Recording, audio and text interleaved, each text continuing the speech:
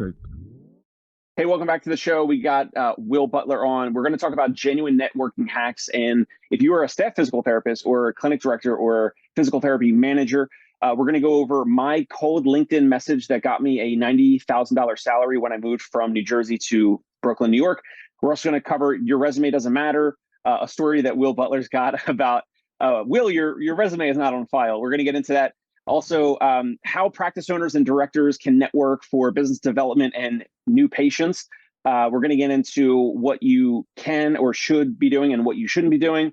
We're going to go over the Ben Franklin approach to networking. Will brought that up in the pre-interview. And also how Will Butler introduced me to Chris Vandeford, a healthcare and dental broker in the healthcare M&A space. And then he referred me to Todd Russell, dentist, private equity, dental acquisition entrepreneur / dentist. Will, where are we starting? Yeah, great question. I don't know. I think we should, first of all, I'm glad I could be here. Like what we were talking before, the second I saw that you were going to do a podcast and how focused it was like, this is going to be a good podcast. And it has been. So I'm just glad to be back. Yeah, it's great to have you back. Why don't I kick it over to you for your story on resume not being on file? If you're a staff physical therapist, clinic director, manager, if you're a new grad physical therapist, I think owners would also get a kick out of this. But it was kind of like you got into a practice and a job and an opportunity via back channels or backdoor as opposed to the normal process. How did that happen? And it all comes back to like relationships and a little bit of networking. And I just want to preface by saying the whole networking thing, Will does this in a humanistic, genuine way of like connecting people. And then when I think about those connections, then I just naturally remember I met this person via Will Butler. I met this other person via Will Butler. And so it just makes me go back and check in with Will or, send folks his way, hopefully, and things like that. So anyway, the story of resume on file or not, how can others learn from this and maybe go into the story? Yeah, well, first of all, I appreciate that. I've gotten personal feedback from friends that I need to do a better job of accepting compliments and allow people to say positive things about me. So I appreciate that. I want to make sure I'll send a note to my therapist. She'll appreciate that. But I think I've always valued connection, human connection, as far back as I can remember. And I remember from even in like maybe junior high, as early as junior high, plus or minus somewhere in schooling, someone saying, Will, your brown nosing is not going to get you anywhere. And I think maybe I took that almost as a challenge, the Michael Jordan meme, and I took that personally. And what I've realized is that's played out through pretty much anything and everything that I've done is having a connection. Fast forward to physical therapy. There are a lot of things that I'm a little bit aloof to, not with any intentionality. It's just my wiring. And so here we are approaching graduation, and all my classmates are talking about having their first jobs, and we hadn't graduated yet. And they're like, oh, I interviewed, I accepted this. And I was like looking around and not saying anything because I had no clue. I was like, I didn't know I'm supposed to, what the hell? This is going to be problematic. Well, enters one Jerry Durham who'd been brought into our ortho class because we had a business admin where a local owner came in and gave some very just direct, like, hey, owning a business isn't all sunshine and rainbows. You gotta step through a lot of mud. And he shared that. And I just remember like so many of my classmates just walked out with kind of sad faces and, oh, everything's not great. And, me and some of my other cynical classmates were like, yeah, what did you think this was going to be? Well, they went and complained to this professor. He had met Jerry at either CSM or PPS or something, or maybe even the state, whatever, doesn't matter. Meets Jerry, tells us, hey, I'm bringing in this guy. He's a practice owner in the Bay Area. He can give you guys some perspective of a different take of blah, blah, blah, blah, blah. Well, Jerry shows up and he talked to me like a child. I don't think of any fault of his own. And that kind of miffed me a little bit on Twitter. He could probably find this. And he said, hey, kids in St. Augustine, are you ready for me to talk? Whatever it was. And I asked him if he was going to bring us a Red Ryder BB gun with the compass and the stock. I was like, who is this dude? Or I said Red Ryder BB gun, and I think he replied with the compass and the stock, and I was like, all right, he can't be too bad. So then we showed up, and Jerry just goes through and just shares high level and talks about things. And first question he says is, who's had a job in sales? And like I raised my hand. Nobody else said anything. It was, what'd you sell? And I'd say, sell anything. I'd sell my brother's clothes if I knew I could replace them and make a profit. Just I was that guy in class, a little cringe. But he says, and you know what? I bet he's not the smartest person out of your cohort. And everybody started laughing, which is fair play. He's just, every time I'm trying to get him, he slaps me back. And so we go through this, and lo and behold, he says some things that resonate. I take a moment to connect with him outside of class, run some thoughts, ideas, and questions. And we just stayed in contact. No expectation from one or the other. He never said, hey, when you graduate, come look at my clinics. Nothing of the sort. Well, fast forward to that moment I was telling you about in our program, when everybody's getting jobs, I message Jerry and say, hey, Jerry, you know people a little bit of everywhere. I'm a little panicky. What the hell do I do? His first question was, because I talked to him and I'd known him for a while. He says, well, Will, what are you actually looking for? And I said, I want some exposure to running a practice. I want to grow, but I also want some experience. He goes, I think I got somebody. He went and talked to the owner. The owner messaged me. We get on a phone call. He says, yeah, man, why don't you fly on out here? And in hindsight, I think I should have made him pay for it because I was a student.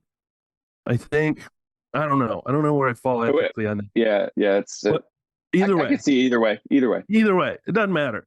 I end up out in the Seattle, Washington area.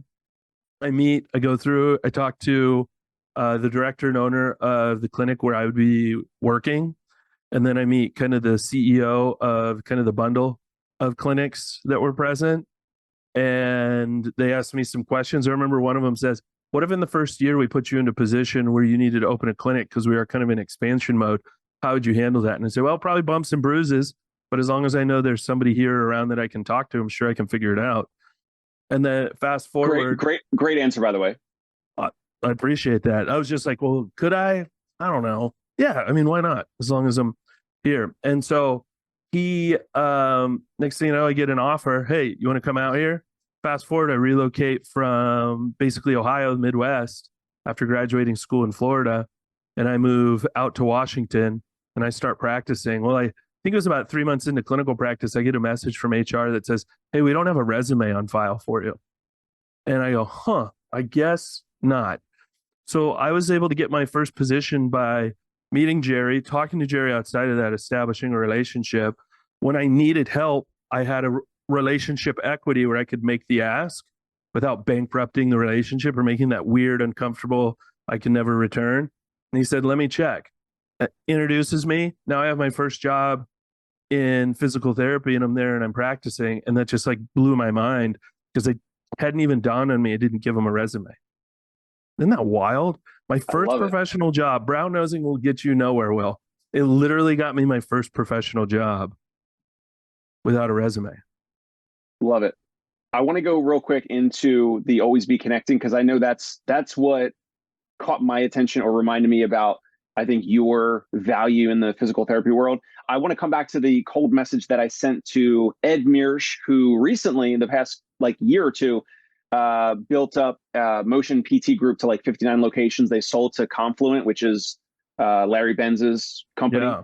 So that was my boss, and I want to verbally share the cold LinkedIn message that I sent to him back in 2012. I'll read it verbatim, but first I want to go into how owners can build their practice via what you do, which is connecting. So it's like you kind of have to have, I don't know, you tell me, you kind of have to have your tentacles out and knowing who specializes in what in your community, how this, just by connecting people, it results in return business to you. There's no predictable way I don't think to measure it.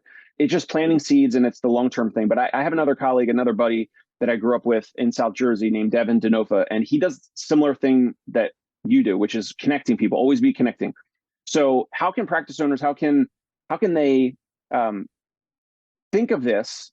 And simply it's just connecting. It's like you hear of someone's challenge or issue, they have a problem or whatever, and you're like, oh, I know someone else nearby in Ohio or wherever that solves that problem, or that would be a person to add to your network because of this challenge or whatever it might be. So maybe what are some instances that you could think of that you've done or you've gone through or that would maybe help practice owners with just being a little bit of a connector? You don't have to like make it your full-time job, but like, how do you think of that in terms of connecting?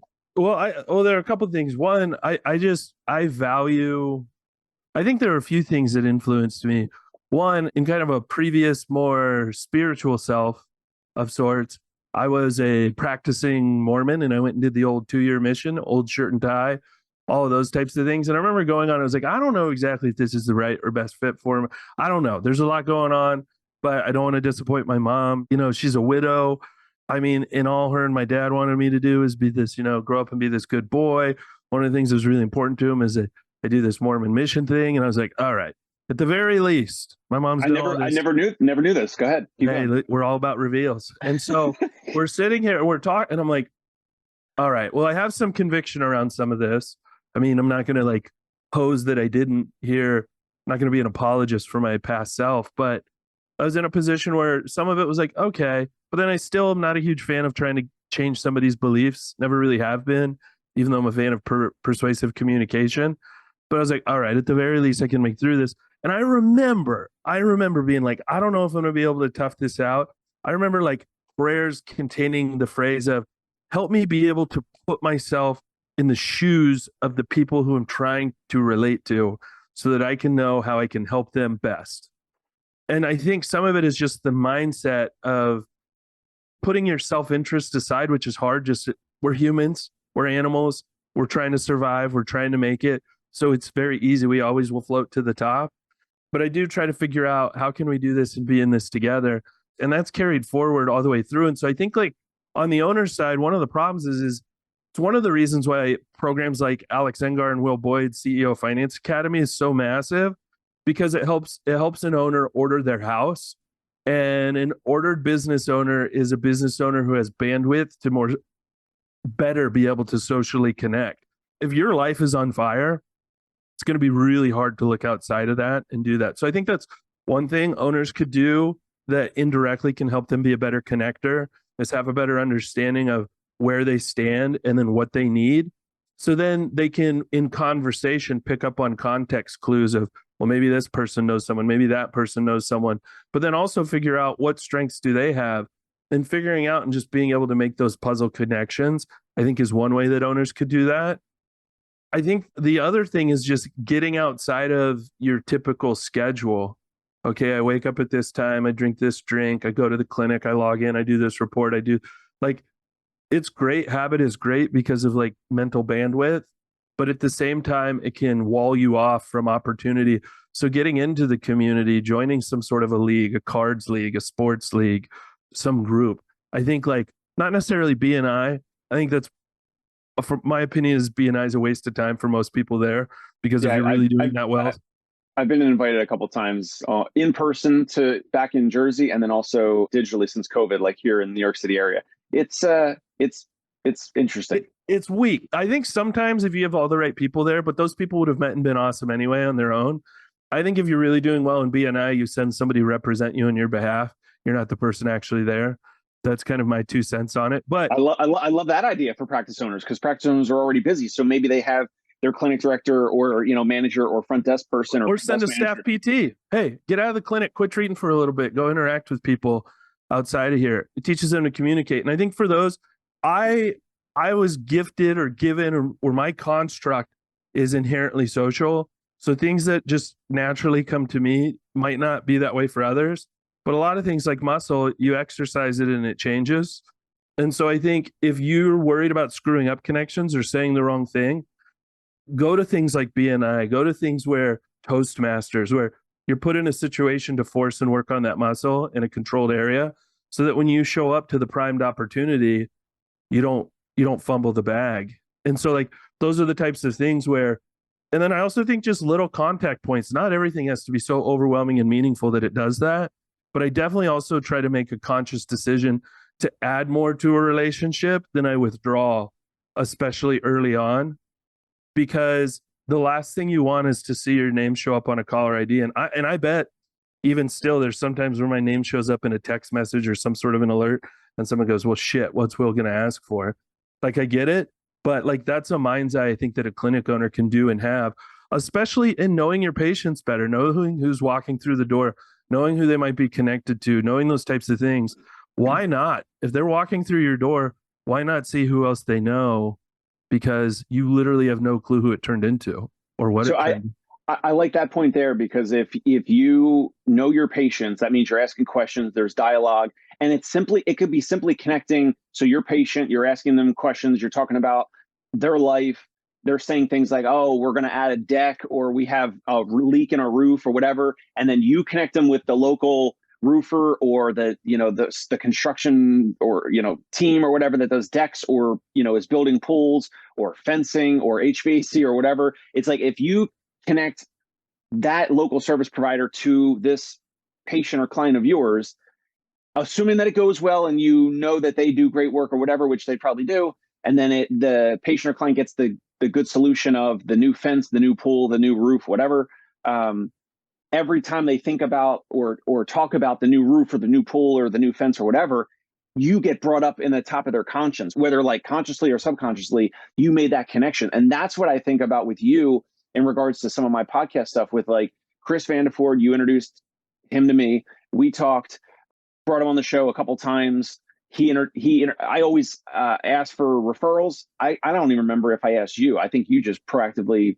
Do you remember if I asked you for any? You probably did, but I almost guarantee that I was already thinking.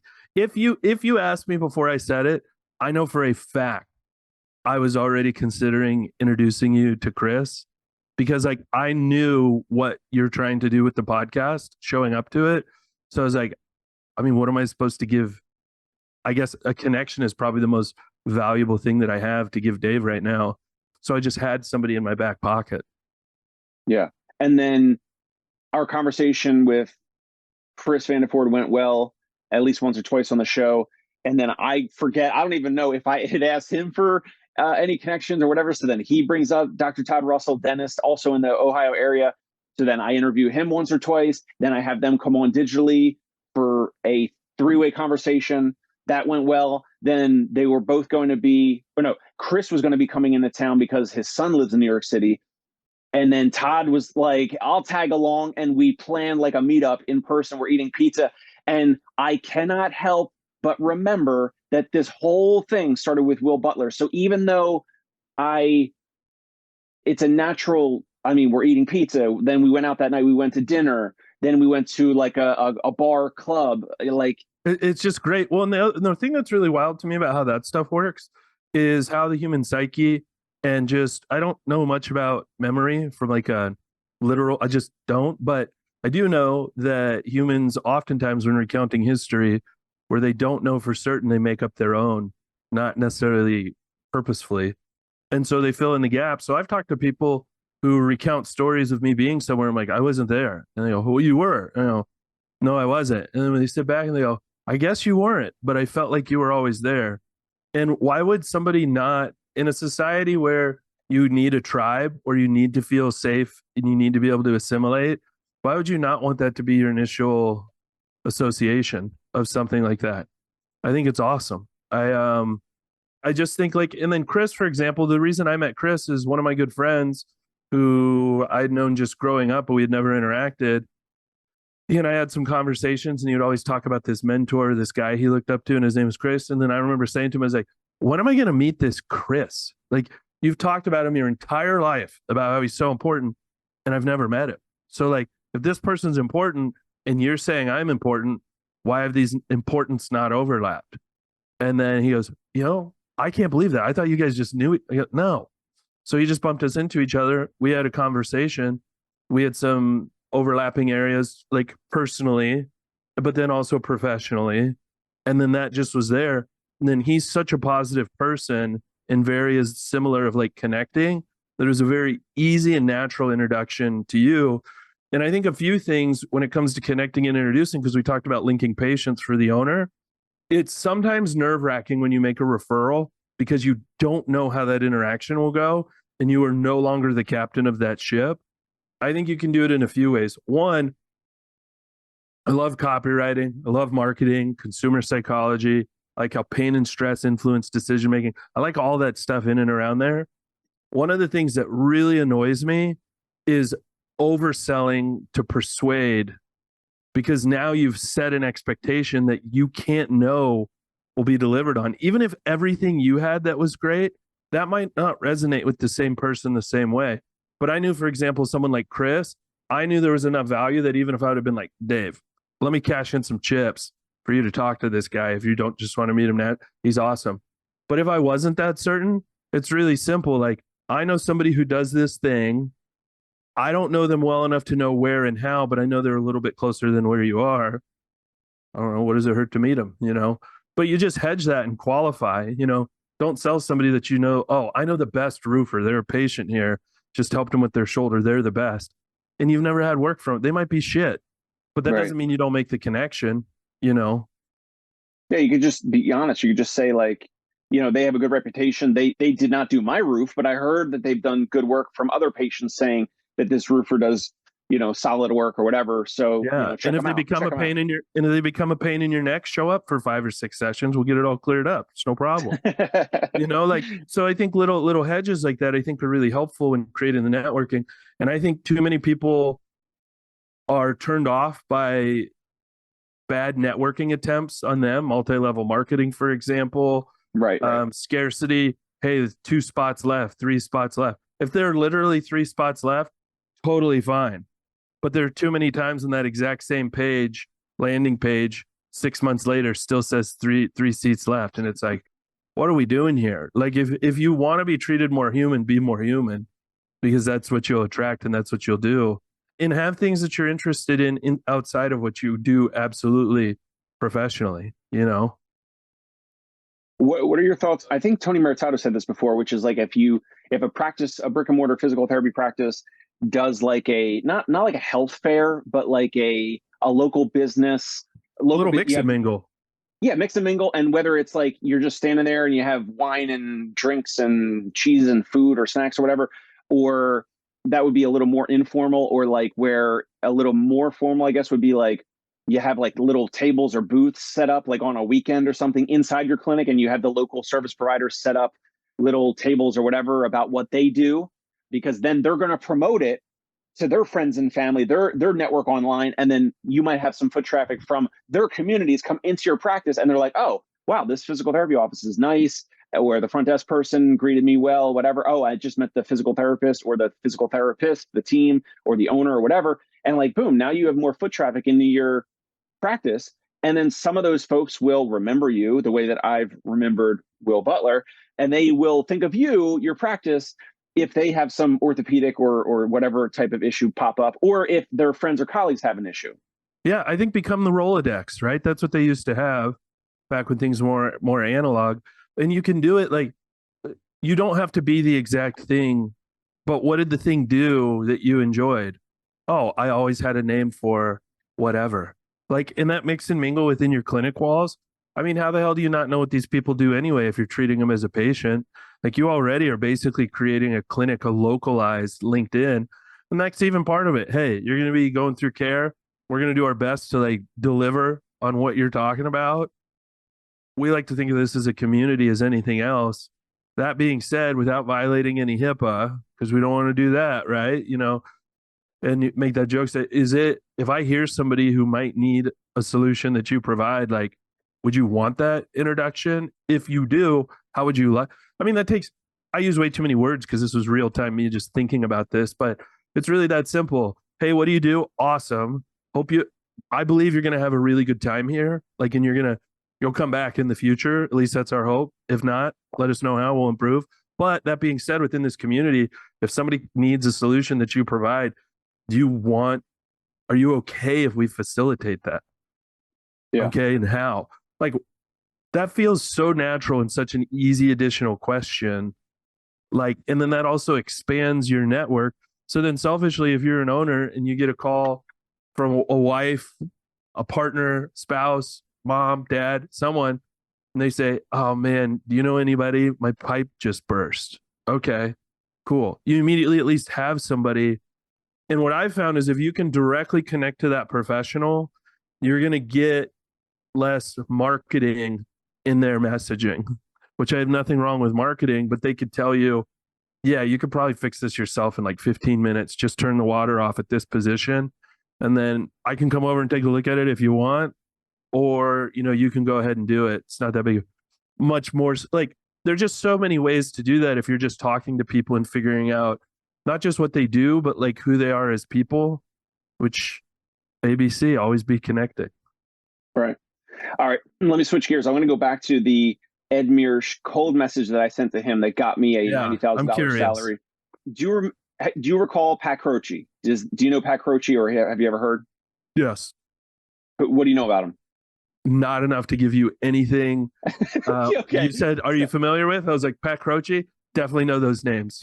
Okay. So Pat Croce was one of the first physical therapists to be working with pro athletes. He was in the Philly area. He was working with Mike Schmidt, Dr. J, Okay, cool. those guys back in whatever, like the 80s or whatever. So he opened and grew 40 physical therapy locations. It was called Sports Physical Therapist. He sold the 40 Jeez. locations. He sold those locations to NovaCare. Then Pat Croce became the president of the Philadelphia 76ers. He was the guy on TV going crazy when the Sixers got the first draft pick, which they then used to draft Allen Iverson. The reason why I'm mentioning Pat Croce is because his right-hand man, his right-hand person in growing those clinics was this guy, Ed Mearsh. I knew about this because I read Pat Croce's book because he's a physical therapist and an entrepreneur. I read his book, which was, he has a couple books, but the first one was I Feel Great and You Will Too. So this was back in my, personal development days when I was reading, more of these like, self-help books or whatever. Yeah. So in the book, Pat Croce is talking about this guy, Fast Eddie, or this guy, Ed Mearsh.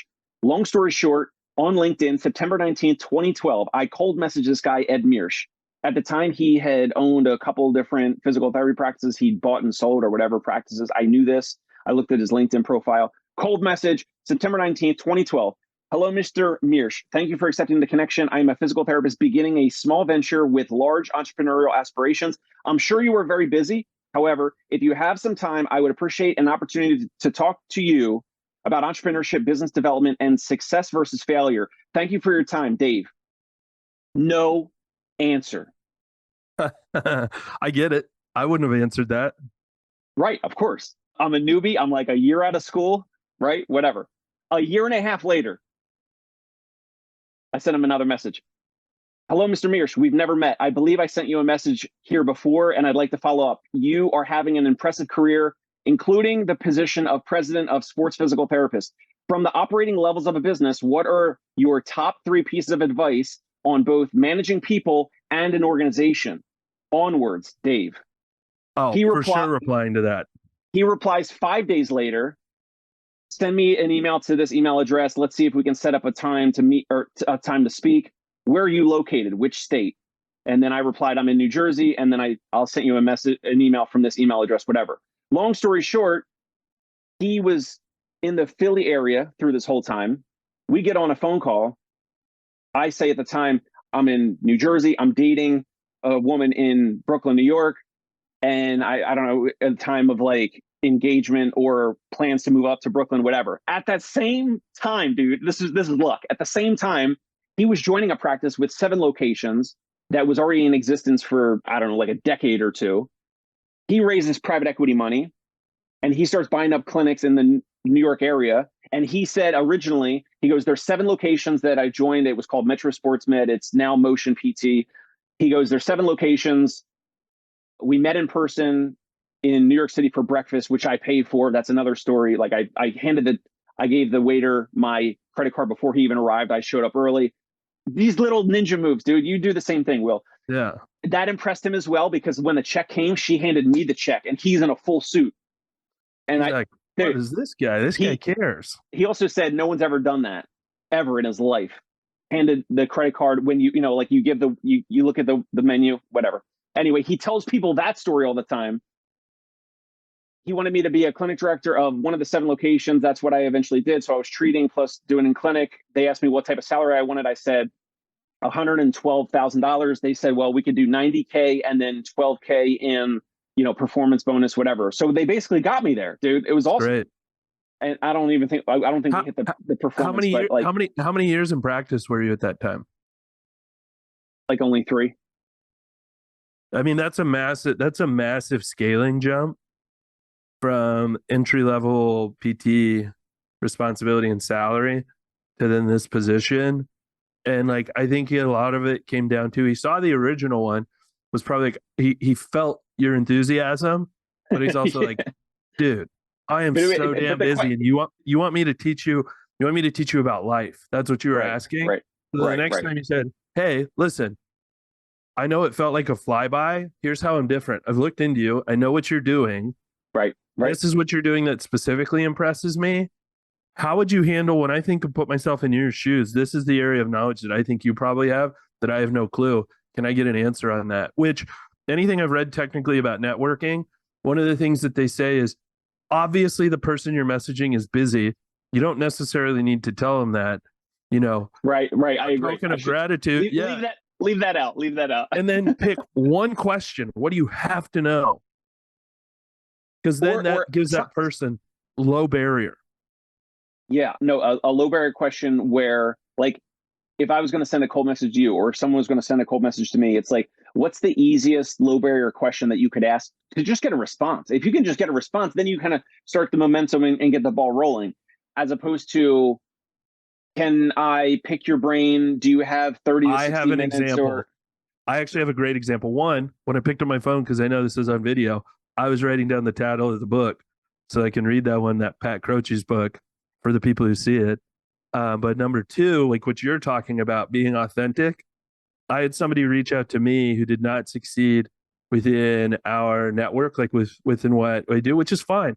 Not everybody. I've tried very, very hard to suspend belief of what I see happen to people, and I'd rather talk to them and I want to know somebody well enough to understand maybe the other side, because I know there's two sides to every story.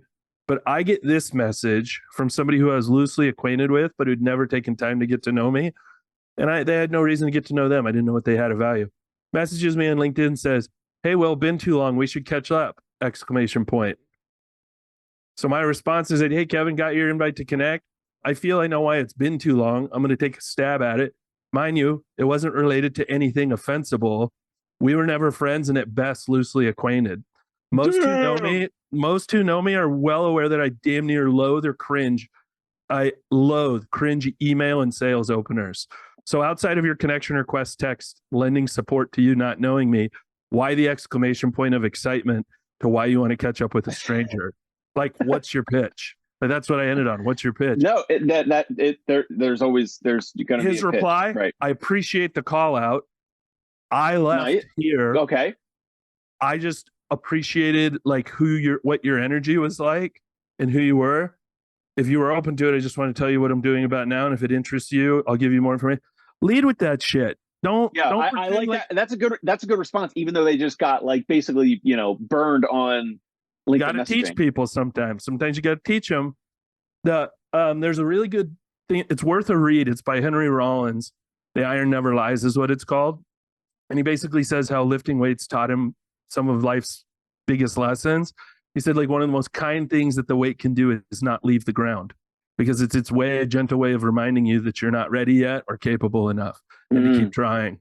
And like, that's kind of how I felt in that instance. Is I needed to be this guy's 200 pounds and let him know, like, hey man, you're trying and doing something new. You got to do better than this. Like, you can't use the same old tactics and expect a different result. But anyway, it just goes back to like what we're talking about is like, show some authenticity in the process. If you want a good outcome, you have to be real when you show up. Yeah. We're already over time. Real quick, do you want to review Ben Franklin's approach to networking, and we'll wrap up? Totally. Well, is there anything else you wanted to add to your LinkedIn email that got you that position? I just think that was a great illustration of the point of like, you weren't afraid of reapproach because you identified that this person was somebody who could help you get to the next level. You just had to reapproach. So the only thing I could say is I just got lucky that I had messaged him, who arguably would be a mover and a shaker in the physical therapy world. He had bought and sold practices before. Also, like, listen, you have to be resilient and persistent. Once I joined the practice, then I heard he was raising this, and this is all public information, but raising, $50 million to go buy other practices. And from my work email, I had emailed him, hey, I think I could be an asset to going out in the field and talking to practice owners. This was like 10 years ago, or 8 or whatever, before I started trying to buy and sell practices. And I said, I would love to go out in the field with you, blah, blah, blah. And even that got no response over email. And I was already working for his practice. But you can't take it personal. Like, that means I wasn't, in his eyes, I wasn't going to be valuable. I would just get in the way or whatever. Like, and I get it. And guess what? At the time, I probably would have. And it's totally possible that he was just busy and didn't even see it. Like, I try to accept all the possibilities. I accept that I'm going to feel a certain way when I get a degree of rejection. It reminds me that I'm human. And so that's okay. And you're allowed to feel negative and it still not be a bad outcome, because it could be very possible that somebody overlooked it and they're busy. Now, if it's third or fourth time rejected, it's like, hey, and I would argue that you didn't get lucky, you got smart. You recognized, whether directly or like subconsciously, that was not the best way to approach. Let's try a better approach. And like, I really think like you should fail early, fail often, and try to fail forward, because that means you're really kind of pushing boundary. And I think that includes with the networking.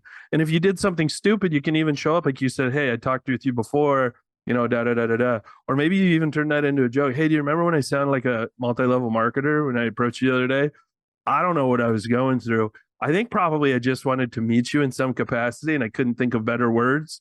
I got better words if you're open to them. Like, I think it's really important. And I think a lot of what's being illustrated or kind of floating around is a little bit of what Ben Franklin was attempting in, like, what they call the Benjamin Franklin effect, which is to basically find favor by solving a problem together with a person, so that when somebody thinks back on you, because originally he would do it, if I remember right, which I'm fine being wrong on this because I'm no historian, but he had, he was a mover and shaker in all kinds of spaces. And one of his opponents in something he needed to be elected for was going to be mudslinging, was running against him.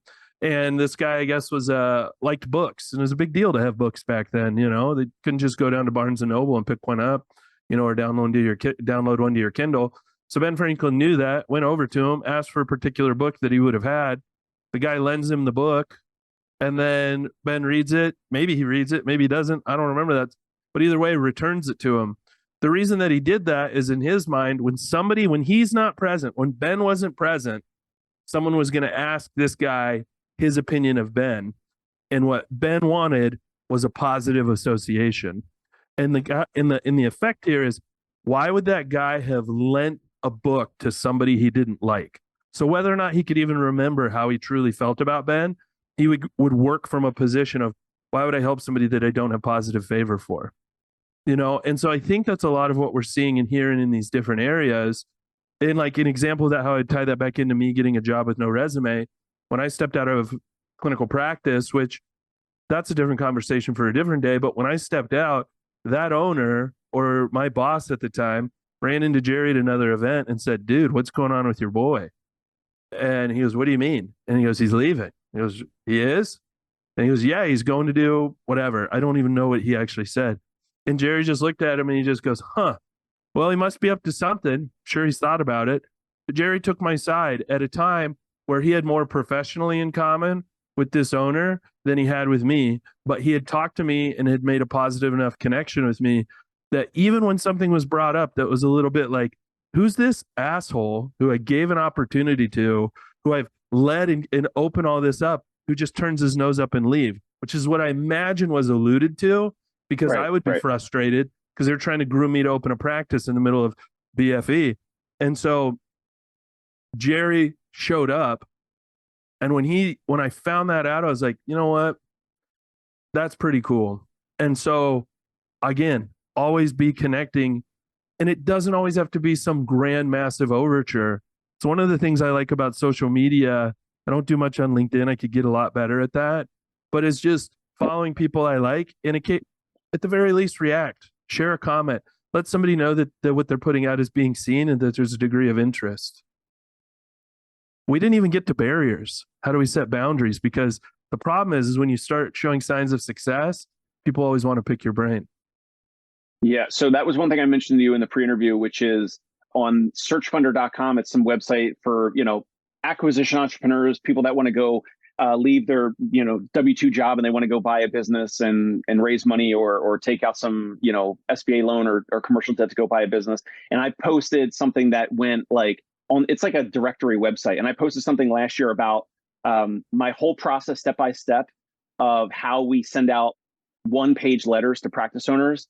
And I use a mail shop. I literally said everything, like, here's exactly the cost of like envelopes and this mail shop per printed out letter, the copywriting about the letter. I mean, I went into so much detail, and on this website, searchfunder.com, it became like in 2022, it was like the fourth or fifth most like popular post or whatever. Right. So I got like kind of flooded with people asking me like, oh, what do your letters say? Like, can you send me copies of your letter? Then I had to go and make on gumroad.com. I posted 6 of my letter templates that I send to practice owners for $197, because people would keep asking me about these templates, and I'm going to just send these templates for free, and then you can then message maybe the same physical therapy practice owners my letters also, which would not be good for me. So I had to put it behind a paywall. And then also, people, I got flooded with, can I pick your brain about physical therapy? Can I pick your brain about healthcare deals? Can I pick your brain about whatever? And I had to put up barriers. Like, I charge $300 a call. So here's how you can schedule, and I'll send you a payment link. And we can talk for 15 or 30 minutes or an hour, and $300. And some people take me up on it, but it's like, it's like 20% of people, which I would argue with those barriers, it filters out who's not serious versus who is serious. And listen, if you get on a call with me about M&A stuff for $300, I'm going to deliver you, I don't know, thousands of dollars of value. Yeah, if they take action on it. And I think those kind of barriers are important for that type of a service, and depending on where and how your time constraints work. I have a pretty open and fluid schedule, to my betterment, to my detriment, to my mint, whatever. Doesn't matter to me for this, but for like what you're talking about with such specialized knowledge in that field in that way, I think those barriers are important, because it's one thing. I know that if I messaged you and said, Dave, I want to pick your brain on these couple of topics, there'd be a reflex. There'd be 2 reflexes. Well, let's should we record this? Right. It's something both of us would want to know. And then number 2, it's like, all right, well, what? But I also know that we have enough equity that that if I'm saying that, I've probably thought about it critically in some capacity. It's not just me seeing a headline being like, well, Dave probably knows more about this, but there's that. And we have time and we have some equity within that. But these strangers coming out of left field who are doing that, I think a paywall is more than appropriate, because it commands your time. And like you said, you also don't necessarily know, and what are they showing up and bringing, and what have they given you other than an annoyance, So I think those kinds of boundaries for that type of stuff, especially when you're, stepping up to the plate and hitting homers, I think it's important to create some of those barriers. Yeah. I appreciate your time. This is awesome, Will. Hopefully it's concise and efficient enough. I think it is. I just liked it. That's great. Final thoughts, recap. Yeah, on my side, I think take more time to get to know the human in front of you. Spend some time reflecting to figure out what you're actually looking for answers for, and who are the types of people who might be able to solve those. I think form some strong opinions, but hold those opinions loosely. Be open to change in being coachable, because I think that makes you more receptive when you encounter people, and to be able to ask better questions. Like, I don't know. I always joke with ABC. I know it's always be closing, but I believe it's always be closing, always be connecting, always be trying. It's the always bees in those directions, because, okay, cool, you can't close business on it in a week, but what does that turn into in a year, 10 years, and more? And now look at those connections that before you're just like, ooh, I want these people in my circle. Now them being in your circle holds a lot more value for what it is you do now.